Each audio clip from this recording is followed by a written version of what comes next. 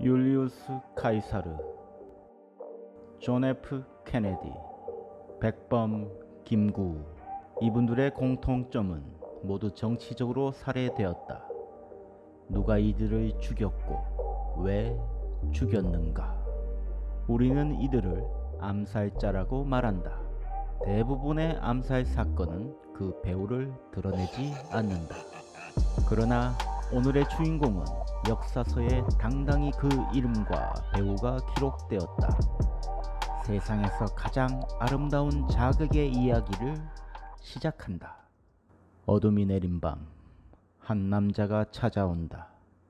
주인 사내와 차 한 잔을 마시며 이 남자가 말한다. 이 방법밖에는 달리 방도가 없습니다.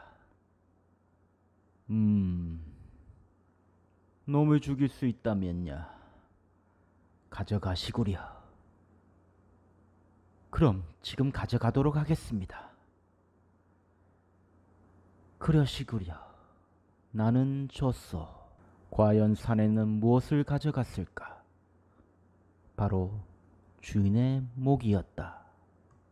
정말 이들이 죽이려는 그놈이 누구길래 주인 사내는 자신의 목숨을 건네준 것일까? 그놈은 바로 진왕 영정이었다. 후에 진시황으로 불리운 역사상 가장 유명한 인물 중에 하나였다. 때는 진왕정 20년, 서기전으로는 227년의 일이었다. 서쪽의 진나라는 이미 한나라와 조나라를 멸망시켜 나머지 나라들을 위협하고 있었다. 진나라는 철저한 법치주의를 기반으로 무섭게 성장해 나갔다. 주변의 국가들에게는 공포의 대상이었다. 이 진나라의 정복전쟁을 누가 막을 수 있겠는가? 연나라 태자단은 이 모든 전쟁의 공포는 진왕 영정 혼자의 야욕에서 출발했다고 여기고 그를 제거하기로 마음먹는다. 누가 과연 범의 아가리로 들어갈 수 있겠는가?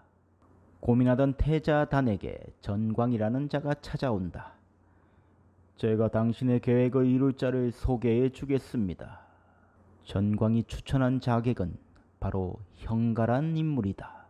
형가는 위나라 사람으로 당시 천하의 검객 중에 5손가락에 들 정도로 무예가 뛰어났으나 시장에서 개장수를 하며 자신의 신분을 숨기고 있었다.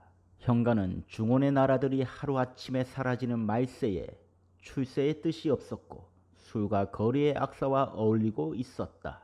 형가는 정광 선생의 말을 듣고 스스로 죽음의 길을 선택한다. 자객이 되어 진왕을 죽이려고. 연나라 태자를 만난 형가는 진왕을 죽이려면 3가지가 필요하다고 요구한다. 첫째, 왕의 몸 가까이 접근하는 일. 둘째, 왕 앞에 나가서도 흔들리지 않는 배포와 기백. 셋째, 한번 찔러 끝낼 수 있는 명검이 있어야 한다. 태자단은 왕에게 접근할 수 있는 미끼가 무엇인지 물었다. 형가는 2가지를 얘기한다. 하나는 연나라 곡창지대의 비밀 군사지도, 나머지 하나는 버너기의 목이었다. 태자단은 지도는 드릴 수 있으나 버너기의 목은 불가하다고 말했다. 그래서 형가는 버너기를 찾아간 것이었다. 버너기는 진나라의 장수였다. 사소한 말다툼으로 왕의 자존심을 건드린 죄로 일가가 죽임을 당하고 연나라에 망명을 하고 있었던 것이었다. 버너기는 자신의 희생으로 진왕을 죽일 수 있다는 형가의 말을 순순히 응해 주었다. 그만큼 왕을 미워했기 때문이다. 모든 것이 다 준비되었다. 백금을 주고 산 명검 상절과 비밀 군사지도, 그리고 버너기의 목. 그러나 형가는 떠나지 않았다. 매일 술만 마시고 노래만 부를 뿐 죽음의 길을 가지 않고 있었다. 사실 형가는 노구천이라는 친구를 기다리고 있었다. 그 또한 천하의 검객 중에 하나였다. 노구천은 오지 않았다. 사실 오지 못한 것이었다. 강이 범람하여 발이 묶인 것이었다. 더 이상 기다릴 수 없는 태자단은 어린 무사 진무양과 떠나기를 재촉한다. 형가는 떠난다. 정사 형가, 부사 진무양. 살아서 다시 못 올 사신들이었다. 태자단은 하얀 상복을 입고 형가에게 말한다. 건강한 몸으로 다시 만날 때를 기다리겠소. 현가는 떠나는 뱃머리에서 노래를 불렀다. 바람은 쓸쓸하고 역수 강물도 차구나. 장사 한번 가면 돌아오지 못하리. 현가 일행은 진나라 수도 함양에 입성한다. 그리고 진왕과의 아련이 수락되었다. 그만큼 그가 가져온 미끼가 값이 나간 것이었다. 왕이 계시는 단상에는 어느 누구도 무기를 휴대하지 못한다. 그 높은 계단을 오르기 전 무수히 많은 무사들의 사회를 지나야 한다. 이 압도적인 분위기에 어린 부사 진무양이 떨고 있었다. 현가가 진왕에게 다가갈수록 진무양의 몸은 더 떨렸다.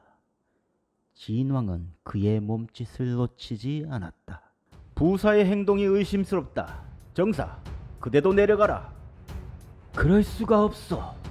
현가는 지도 속에 숨겨둔 명검상절을 꺼내들고 진왕에게 달려들었다. 왕의 단상에는 어느 누구도 왕의 명령 없이 올라올 수 없다. 이것을 현가는 역이용한 것이었다. 드디어 기회가 왔다. 현가가 회심의 이격을 가하려는 순간 시가 던진 약주머니가 현가의 얼굴을 때렸다. 그 순간 왕은 자신이 대검을 차고 있던 것을 깨달았다. 그러나 마음이 급해서인지 검은 칼집에서 나오지 않았다. 현가가 다시 기회를 얻고 단검을 찌르려는 그 순간 오랑캐 궁녀 하나가 소리 질렀다. 칼을 등에 쥐고 뽑으사이다. 왕의 칼이 드디어 칼집에서 나와줬다. 20대의 젊은 왕도 몸이 날렸다. 긴 칼이 현가의 몸을 베었다. 현가는 웃으며 죽어갔다. 진왕도 웃으면서 말한다. 수염 기른 후로 처음 혼이 났네. 현가와 부사 진무양은 무사들의 난도질에 형체도 알 수 없는 고깃덩이가 되었다. 기지로 왕의 목숨을 구한 오랑캐 여인은 그날 밤 왕의 침소로 불려갔다. 일설에 의하면 그녀가 낳은 아들이 제2대 황제인 호해였다고 전한다. 이 모든 일을 계획한 연나라 태자단은 자신의 목숨으로 진나라의 침략을 막아내려 했으나 결국 멸망당하고 만다. 이 이야기는 장혜모 감독 이영걸 주연의 영화 영웅의 모티브가 되었다. 감사합니다.